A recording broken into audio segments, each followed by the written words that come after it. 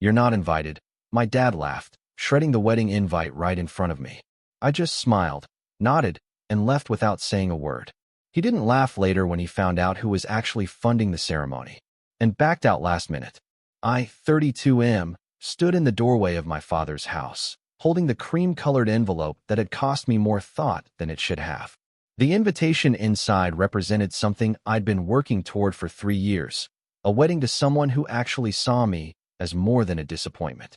But as I watched him tear it in half, then quarters, then eighths, I realized some patterns never break. He laughed while he did it. Not a chuckle or a dismissive snort, but a full-throated laugh that echoed through the foyer of the house I'd grown up in. He told me I had some nerve showing up there, acting like I was part of the family after everything. His new wife stood behind him, arms crossed, nodding along like a supporter at a political rally. She'd been in the picture for 5 years now, ever since Mom passed, and she'd made it her personal mission to remind me that I wasn't welcome in their new life. The thing about being the scapegoat is that eventually, you stop trying to prove you're not. I just smiled, nodded, and walked back to my car. My hands didn't shake. My voice didn't crack. I'd had 27 years of practice swallowing humiliation, and this was just another meal. The drive back to my apartment took 40 minutes, and I spent 39 of them thinking about timing. My fiancée was at work. Her 12-hour nursing shift wouldn't end until 7, so I had time to sit with what had just happened. But the anger I expected never came. Instead, I felt something cleaner, sharper, clarity. See, what my father didn't know, what he couldn't have known because he'd never bothered to ask about my life in the last decade, was that I'd done well for myself. The startup I joined 6 years ago as a junior developer had gone public 2 years back. My shares had vested. I wasn't wealthy by Silicon Valley standards, but I had enough that the $80,000 wedding we'd planned was something I could fund entirely on my own. I told my fiancée we should keep it simple. She'd grown up in a large, warm family that actually liked each other, and she wanted them all there. She wanted the venue on the lake, the live band, the plated dinner instead of buffet. She wanted it to feel special, and I wanted to give her that because she'd given me something I'd never had: unconditional acceptance. My father didn't know any of this.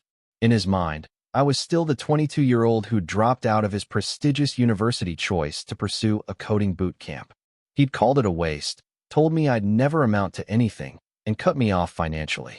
We'd barely spoken since, just obligatory phone calls on holidays where he'd spend 10 minutes telling me about his achievements, and then hang up. So when I'd sent the invitation, it wasn't because I wanted him there. It was because my fiancée had asked me to try one more time. She believed in reconciliation, in family healing, in all those things that people who grew up in functional homes believe in. I'd agreed because I loved her, but I'd known how it would end. What I hadn't known was how it would feel to be proven right. I called my fiancée during her break. She could tell something was wrong immediately, asked what happened, and I told her about the torn invitation and the laughter. There was a long pause on her end, and then she said something that surprised me. She told me it was my wedding too, and if I didn't want him there, she'd support that. No guilt trip, no insistence on forgiveness, just simple support. That's when the idea started forming. My father's life revolved around appearances. His career as a senior partner at a law firm, his trophy wife, their position in the country club, everything was about how things looked. He'd built his entire identity around being successful and respected. And he'd spent years telling anyone who'd listened that his son was a failure, a dropout, a disappointment. The wedding was 3 months away. We'd already booked the venue, a gorgeous lakeside estate that hosted maybe 6 weddings a year. We'd hired the caterer, the band, the photographer. Everything was arranged and paid for. My fiancée's family was excited. Her parents had offered to contribute, but I'd insisted on covering it. They didn't know how much I was actually spending, just that their daughter was getting the wedding she dreamed of. But my father didn't know I was paying for it. And that's where the beauty of the plan started to crystallize. 2 weeks after the torn invitation, my younger sister called me. We'd maintained a relationship despite my father's attempts to turn her against me. She was 28 now, finishing her residency, and she'd witnessed enough of his behavior to form her own opinions. She told me that Dad had been bragging at the country club about how he'd put his failure of a son in his place, laughing about the invitation incident with his golf buddies. Something about hearing that clicked everything into place. I called the venue and explained that there might be some confusion about the event. I told them that my father might contact them claiming to be hosting or funding the wedding, and I wanted to make sure they understood that he had no authority over any decisions. The event coordinator assured me that since my name was on all the contracts and my credit card had processed all the payments, no one else could make changes. Then I did something that felt both petty and perfectly justified. I had a new set of invitations printed. Same design, same details, but this time I added a small line at the bottom. Hosted and funded by my name and my fiancé's name. It was subtle enough that most people wouldn't think twice about it, but anyone who knew my history with my father would understand the implication. I sent these new invitations to everyone on the list, including several of my father's colleagues and friends who'd been invited at his insistence, back when I'd thought we might reconcile. I also included a personal note to my fiancé's parents, finally explaining the full financial scope of the wedding and making it clear that their daughter was marrying someone who could provide for her. My father called 3 days after those invitations went out. I didn't answer. He called again and again. On the fourth attempt, I finally picked up. He was furious, demanding to know what I thought I was doing, embarrassing him like this, making it look like he couldn't afford to pay for his own son's wedding. I let him talk himself in circles for a few minutes before I interrupted. I told him very simply that he wasn't invited to the wedding. He'd made that clear when he destroyed the invitation. But since several of his friends and colleagues had already received their invitations and were planning to attend, I thought he should know that the wedding was happening and it was going to be spectacular. I also mentioned that I'd be giving a speech thanking everyone who'd supported us, and I'd be very specific about that support. He tried a different tactic then, the one he always used when anger didn't work. He told me I was being childish, that family disagreements shouldn't result in this kind of behavior, that mom would be ashamed of me. That last part almost worked. Almost. But then I remembered mom's funeral, how he'd started dating his current wife within 2 months, how he'd boxed up all of mom's belongings and donated them without asking if I wanted anything. I told him that if he showed up at the wedding, I'd have security remove him. Then I hung up. My sister called that night, laughing harder than I'd heard her laugh in years. Apparently, Dad had shown up at her apartment, ranting about my behavior, expecting her to take his side.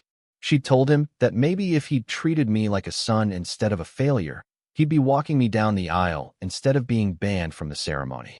He'd stormed out, and she'd immediately called to tell me about it. The next 6 weeks were quiet. Too quiet. I knew my father well enough to know he was planning something.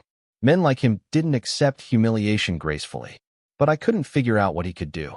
The wedding was paid for, the guests were confirmed, and I'd made sure the venue had his photo with explicit instructions not to admit him. Then, 2 weeks before the wedding, my sister called with news. Dad had been telling people that he was funding the wedding after all, that I'd come crawling back to him, apologizing for my behavior, and he'd graciously agreed to pay for everything as a gesture of forgiveness. He'd been spreading this story at the country club, at his firm, anywhere someone would listen. At first, I was angry. Then I realized he'd given me an even better opportunity. I contacted the 3 people from his firm who were invited to the wedding. I'd met them at various functions over the years, and while we weren't close, they were decent enough. I explained the situation very carefully. I told them about the torn invitation, about being uninvited to my own wedding, about my father's subsequent behavior. Then I sent them copies of all the payment receipts, the venue contract, everything with my name and my credit card information clearly visible. I asked them not to confront my father directly, but simply to be aware of the truth. They were appropriately horrified, and one of them mentioned that my father had been soliciting for recognition at the firm's charity gala for being such a generous father. That information was valuable. The week before the wedding, I received a certified letter from my father's lawyer. It was threatening legal action for defamation and demanding that I publicly acknowledge his financial contribution to the wedding. I took the letter to my own lawyer, a friend from my startup days who'd gone to law school. He read it, laughed, and told me it was completely baseless. No contribution meant no claim. He drafted a response that was professionally devastating, pointing out that attempting to claim credit for something he hadn't funded might itself constitute fraud. We sent that response, and I didn't hear anything more from the lawyer. The day before the wedding, my sister called with one final update. Dad had attempted to book a table at the venue's restaurant for the night of the wedding, presumably to insert himself into the festivities somehow. The venue had politely informed him that the entire property was reserved for a private event, and when he'd claimed to be the father of the groom, they'd told him they had explicit instructions that he was not to be admitted under any circumstances. He'd apparently caused quite a scene, threatening lawsuits and demanding to speak to the owner. The owner had calmly informed him that the person who'd paid for and planned the event had every right to determine the guest list, and that if he continued to harass staff, they'd contact the police. My sister said she wished she'd been there to see his face. The wedding day arrived with perfect weather. The lake sparkled under September sun, the tent looked like something from a magazine, and my fiancée was so beautiful walking toward me that I forgot about everything else for a moment. Her father walked her down the aisle, and I found myself grateful that she'd gotten to grow up with a parent who actually loved her unconditionally. The ceremony was simple and genuine. We'd written our own vows, and when I promised to always choose her, to build a family based on love instead of obligation, I saw several people crying. My sister was my best person, standing beside me in a sharp suit, grinning like she'd won the lottery. During the reception, I gave my speech. I thanked my fiancée for showing me what real family felt like. I thanked her parents for welcoming me so completely. I thanked my sister for never giving up on me. And then I thanked everyone who'd supported us not just emotionally but practically, acknowledging that building a life together required both love and resources, and we were fortunate to be able to provide both for ourselves. I didn't mention my father. I didn't have to. Everyone who needed to understand the implication understood it perfectly. 3 of my father's colleagues approached me during the reception. They congratulated me, complimented the wedding, and then very carefully mentioned that they were glad to see I'd built such a successful life for myself, despite what my father had told them. One of them, a senior partner at the firm, told me quietly that my father's credibility had taken quite a hit lately, and that people were starting to question other things he'd said over the years. That's when I understood the real cost of what my father had done. It wasn't just about the wedding. By lying about funding it, by claiming credit for something he hadn't done, he'd revealed himself as someone willing to fabricate stories for social credit. And once people see that about someone, they start questioning everything else. The wedding ended around midnight.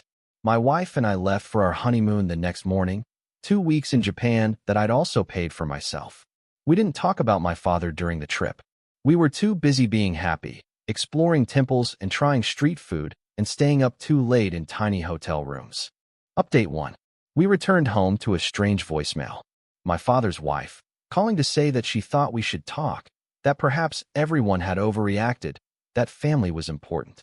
I deleted it without responding. But my sister had more interesting news. Apparently, the fallout at my father's firm had been significant. Several clients had started asking questions about other matters he'd handled, wondering if his judgment was sound. Nothing that would result in disbarment, but enough to damage his reputation. The senior partners had suggested he might want to consider early retirement. His country club friends had also grown distant. Word had spread about his behavior, not just from the wedding guests, but from the venue staff who'd witnessed his meltdown. In a community that valued decorum and appearances, causing a scene over an event you had no connection to was social suicide. My father tried reaching out several more times over the next few months. Emails, letters, messages through my sister. All of them had the same theme. Family should forgive. I was being unreasonable. We should move past this. None of them included an apology. 6 months after the wedding, my wife and I found out we were pregnant. We shared the news with her family over dinner, and they cried happy tears and immediately started planning a baby shower. My sister was ecstatic, already buying tiny clothes and books about being the perfect aunt. I didn't tell my father. He found out 3 months later when my sister posted a photo of herself at our gender reveal party. He called immediately, crying this time, saying he wanted to be part of his grandchild's life, that surely I wouldn't punish an innocent baby for our disagreements. I told him that I wasn't punishing anyone. I was simply building the kind of family I wished I'd had growing up. The kind where love wasn't conditional on achievement, where support was real instead of performative, where people showed up because they wanted to, not because appearances demanded it. And that kind of family didn't include people who tore up wedding invitations and then lied about funding the ceremony. He asked what it would take for me to forgive him. I told him the truth, nothing. Because forgiveness implied that I was still carrying anger, and I wasn't. I'd moved past anger into something clearer, indifference. He simply wasn't important enough to hate anymore. That phone call ended with him yelling that I'd regret this, that I was making a mistake, that I'd realized too late what I'd thrown away. I hung up and went to help my wife paint the nursery. We'd chosen a soft green color that worked for any gender, and she was determined to do it herself, pregnancy hormones making her weirdly territorial about home improvement projects. My son was born on a rainy Tuesday in April. He was healthy and loud and perfect. My wife's family filled the hospital waiting room, bringing balloons and flowers and enough casseroles to feed us for a month. My sister was there, holding my son within an hour of his birth, crying and calling him the most beautiful thing she'd ever seen. My father sent a gift basket to the hospital. Expensive baby clothes, monogrammed blankets, a card talking about legacy and family and new beginnings. The nurse asked if I wanted her to bring it to the room. I told her to donate it to the hospital's charity shop. Raising a son changes your perspective on fatherhood. Every time I held him, fed him, changed him, I tried to imagine a future where I'd treat him the way my father had treated me, where his accomplishments would matter more than his happiness, where my pride would depend on his choices matching my expectations. I couldn't picture it.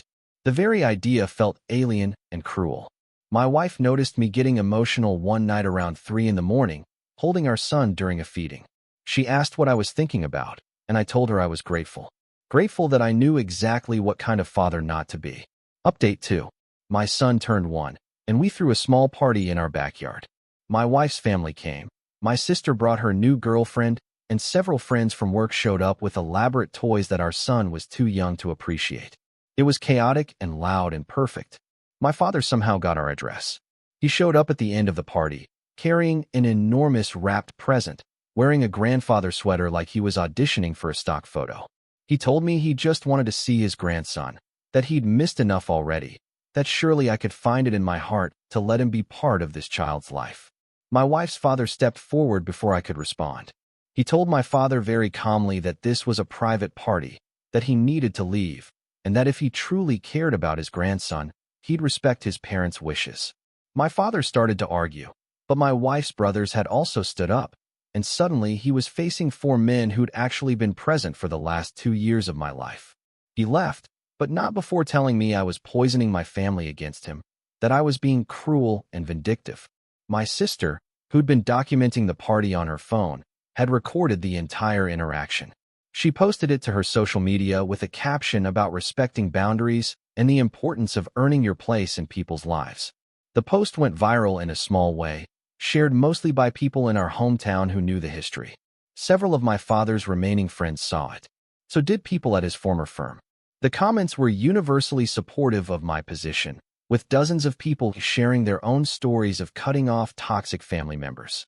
My father threatened legal action over the video. His lawyers sent a cease and desist, demanding my sister take it down. She responded by making the post public and adding a detailed thread about why she'd chosen to support me over our father, complete with screenshots of texts he'd sent her over the years trying to manipulate her into picking sides. The legal threat evaporated, probably because any actual lawsuit would require discovery, and my sister had kept every text message, every voicemail, every piece of evidence of our father's behavior for years. Last month, my sister called with unexpected news. Our father had suffered a mild heart attack. Nothing life-threatening, but enough to land him in the hospital for a few days. His wife had contacted my sister, asking if we'd come visit, saying he was asking for both of us. My sister went. I didn't. She called me from the hospital parking lot afterward, and I could hear the exhaustion in her voice. She told me he'd cried, apologized, said he'd been a terrible father and he wanted to make amends. But when she'd asked him specific questions, what exactly was he apologizing for? What would making amends look like? He'd gotten vague and defensive.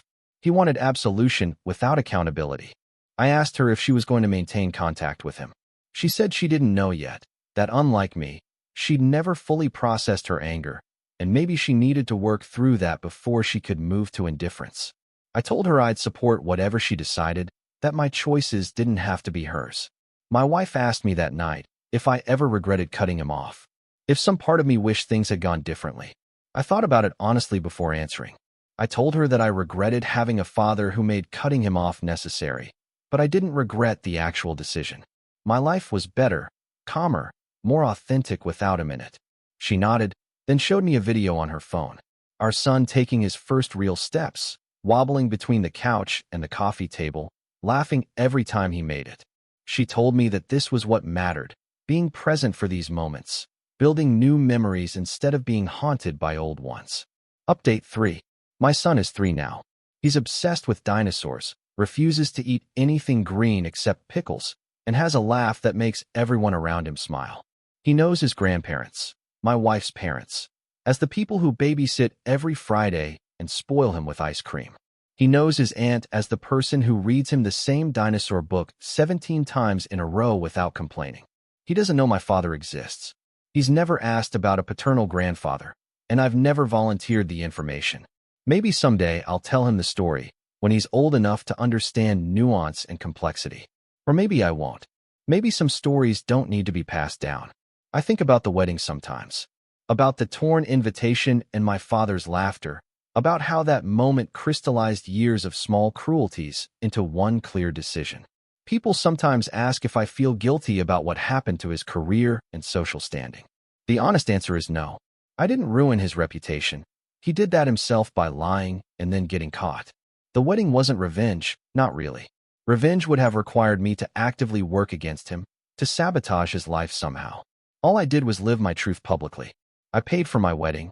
I built my career. I created my family.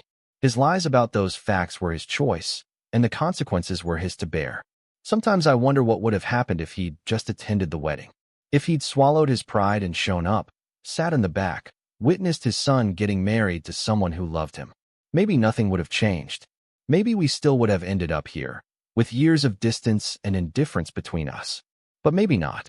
Maybe if he'd made that one choice differently, if he'd prioritized relationship over ego for just one day, there would have been a foundation to build on. Maybe my son would have a paternal grandfather who showed up to birthday parties and taught him to fish or throw a baseball or whatever it is good grandfathers do. I'll never know, and I'm okay with that. Because the life I have now, the one I built without him, is good. My wife is my best friend. My son is happy and healthy. My career provides security and satisfaction. My sister and I are closer than ever. My in-laws treat me like a son, not a disappointment. Last week, my wife told me she's pregnant again. We're both terrified and excited in equal measure. Our son is going to be a big brother, and he's already planning to teach his sibling about dinosaurs. My sister is already claiming favorite aunt status. My in-laws are talking about how they'll need a bigger table for family dinners. None of these conversations include my father, and none of them feel incomplete because of his absence. That's how I know I made the right choice. Not because I'm happy despite cutting him off, but because I'm happy in a way that his presence would diminish. The story of the torn invitation isn't really about a wedding or revenge or money. It's about recognizing when someone has shown you exactly who they are and believing them. It's about understanding that some relationships are so broken that fixing them would require you to break yourself, and that's too high a price to pay. My father wanted to be part of my life on his terms. He wanted to be the magnanimous parent who graciously funded his son's wedding, the proud grandfather who showed up for photos, the respected family man whose children adored him. He wanted the appearance without the work, the credit without the cost. I wanted something simpler. To build a life where love was genuine and presence was consistent. Where people showed up because they wanted to, not because they wanted to be seen showing up. Where my children would grow up knowing they were valued for who they were, not what they achieved. When those two visions collided in my father's doorway, when he tore up that invitation and laughed, he made a choice. So did I.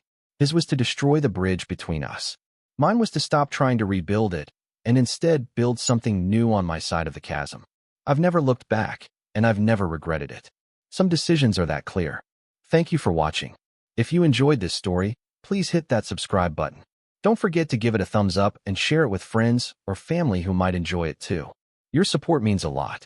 And if you have any thoughts, questions, or story ideas, drop them in the comments below. I'd love to hear from you. See you in the next story.